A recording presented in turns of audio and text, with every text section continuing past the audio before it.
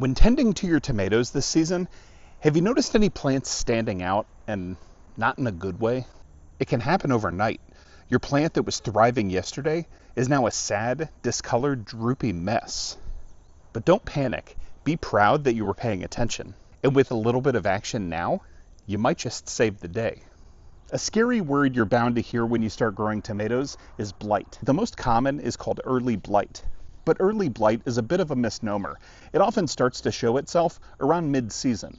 And this is because the fungus that causes early blight thrives in warm, damp environments. So if it's midsummer and you're doing a lot of work to keep your tomatoes hydrated, too much watering or perhaps careless watering methods can cause problems.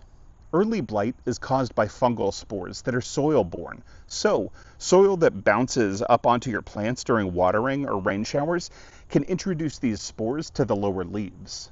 And as the fungus takes hold, your leaves start to develop little brown spots. These spots grow quickly and often develop a yellow halo around them. Once established on foliage, the spores are easily wind-blown, meaning that they can freely spread to the stems, the fruit, even other nearby plants. So if left unchecked, your tomato plants are at serious risk of not lasting much longer. The fungus ultimately kills whole sections of the plant and defoliation occurs, leaving what remains of your plant susceptible to issues like sun scald and nutrient deficiencies, as too few leaves impact the plant's ability to photosynthesize. So how do we manage early blight? First, do some pruning. Remove affected leaves, starting with the lowest foliage.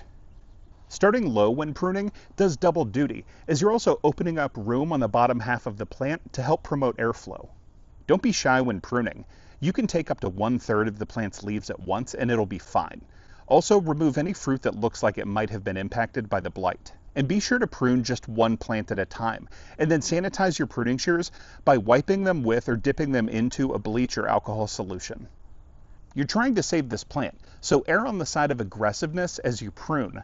Also, unless you practice hot composting, don't compost the plant material that you prune off of your plant. Just toss it. You'll also want to take care of watering. Do your best to water at the base of your plants from now on. But of course, what about rain? I've never seen a rain cloud that bottom watered my garden. To combat this, add some mulch to provide a barrier between the soil and the plant's leaves, keeping water from splashing potentially infected soil up onto the plant. Straw works pretty well for this. Employing these tactics could save your plants from the trash heap this season.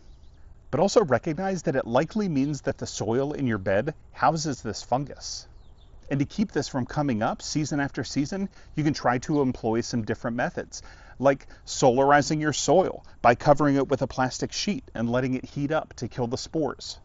Choose to grow tomatoes in a different bed, or decide to only grow tomato varieties with some resistance or tolerance to early blight. You could also apply fungicide early in the season to help control outbreaks if that's your thing. There are some organic options available. Like early blight, another super common foliar disease found in tomatoes is called Septoria leaf spot, also called Septoria blight. This ailment is often confused with early blight because of how similarly they can appear. Septoria leaf spot can be identified by noticing small dark spots dotting the surface of your tomato plant's leaves. The difference between this and early blight is that the spots are smaller and more prevalent. You might also notice little black specks inside of the spot itself. These are the fruiting bodies of the fungus that causes Septoria leaf spot. Treatment of this issue is very similar to how one would manage a bout with early blight.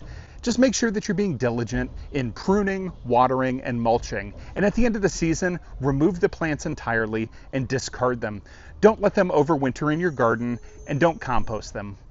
Another type of blight that's not nearly as common as early blight, but is worth mentioning, is late blight. Late blight is blight on steroids. It's what caused the Irish potato famine in the 1840s. Whereas early blight loves warm weather, late blight thrives in cool, wet conditions. That means that issues could arise as the season starts to wind down and things begin to cool off. Late blight impacts all parts of the plant and shows up as dark, greasy-looking lesions on leaves, stems, and fruits. And if you do end up seeing signs of late blight, don't try to save your plant. No pruning or updated water practice is going to help you in this instance. Remove the plant in its entirety and dispose of it. Some even say to bag it up in a plastic bag and let it sit out in the sun and bake for a week before you ultimately throw it away. Now, dark spots on leaves, that makes sense. There's definitely an issue, and now we know how to recognize the issue and some of the things that we can do to help combat it. But do you have any tomato plants in your garden that looked great yesterday, but they're a wilted mess today? Tomatoes can wilt and turn yellow for many reasons. Watering issues, hot weather, pests that are either above or below ground. But when the drooping is caused by disease, Fusarium wilt is the most common culprit. Fusarium wilt typically starts showing up just as fruit is maturing on your plant. It can be easy to be fooled into this being a watering or a heat issue. It's important to recognize the signs. Do you notice that your leaves are starting to yellow from the bottom up, maybe even on just one side of the plant? If so, Fusarium wilt could be the issue. And if you notice that midday your plants start to wilt, but they tend to recover by early evening, you've got a problem. Wilting caused by thirst will show up in the whole plant, and unless really neglected, watering will recover things before the plant's leaves start to die. What's happening is that the fungus that causes Fusarium wilt is clogging up the vascular system of your plant, which means that it's impeding the ability to absorb water and nutrients, thus causing things to droop and yellow. And this disease is progressive. It'll ultimately kill your plant. If you don't remove the plant proactively, you'll eventually be left with a sad, wilted heap. A positive about Fusarium wilt is that infection doesn't pass from plant to plant. Infection occurs when the fungus is drawn up by the root system of an individual plant. And because it's a vascular disease, it also doesn't impact the fruit already on the plant. You might find that infected plants yield less fruit, or the fruits are smaller or less developed, but you can harvest those fruits before you get rid of the plant. The most common wilts impacting tomato plants are Fusarium wilt, Verticillium wilt, and bacterial wilt. These can be tough to differentiate at first, since all three cause yellowing and wilting of the plant. The easiest way to diagnose what's infecting your plant is to take a look at the symptoms and see where they started and how they're progressing. As we already talked about, Fusarium wilt grows from bottom up and often can favor one side of the plant or even one half of a leaf stem. Verticillium wilt progresses up the plant in a more uniform, symmetrical way. You might also notice that the discoloration of the leaves starts off in a V-shaped pattern with this type of wilt. Bacterial wilt actually starts with the plant's youngest leaves, meaning that you'll start to notice it progressing from the top down. Now, unfortunately, all three of these conditions means that the end of your plant is coming. So the best thing that you can do is harvest what you can and then remove and discard the plant completely. And if you've found wilt in your garden, the way to manage it is to maybe move the location of where you grow your tomatoes in the future, or commit to purchasing resistant varieties of tomatoes, or you can just deal with it as it happens. Now, discoloration of your tomato plants doesn't always mean disease. It could just mean that your plants are a little hungry.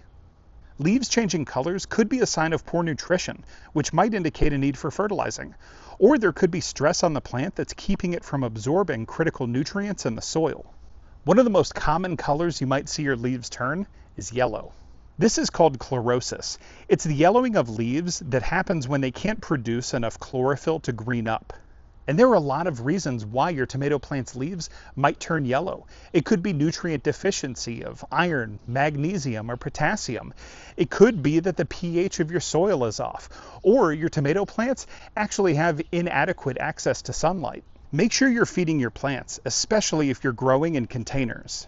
Leaching of nutrients can happen super quickly in containers, and even in raised beds, and tomatoes are very heavy feeders. So make sure that you're giving your tomatoes a regular feeding so they get the nutrition that they need to grow big and strong. Also consider testing your soil every 3 years or so to ensure the pH is favorable for tomatoes. Tomatoes prefer a slightly acidic soil, between about 6.2 and 6.8, but they can operate really well a little bit outside of that range. However, if the soil gets too acidic or too alkaline, it impedes the root's ability to draw up the essential nutrients in the soil.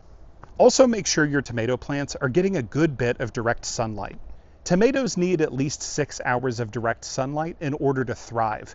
Anything less than that, you're going to start to notice less plant vigor, slower fruit production, and lighter colored leaves. Darker leaves can also be a sign of nutrition issues. Phosphorus deficiency can actually turn your leaves a shade of purple. You might just notice it on the edges. I find this happens a lot with my plants earlier on in the season when they're itching to be transplanted into the garden. Younger plants are desperate for food as they work to get established. Before they're put in their permanent place for the season, they might actually get big enough in their pots to start struggling to find all the nutrition that they need. And once transplanted, cooler soil temperatures can actually hinder their ability to uptake macronutrients like phosphorus.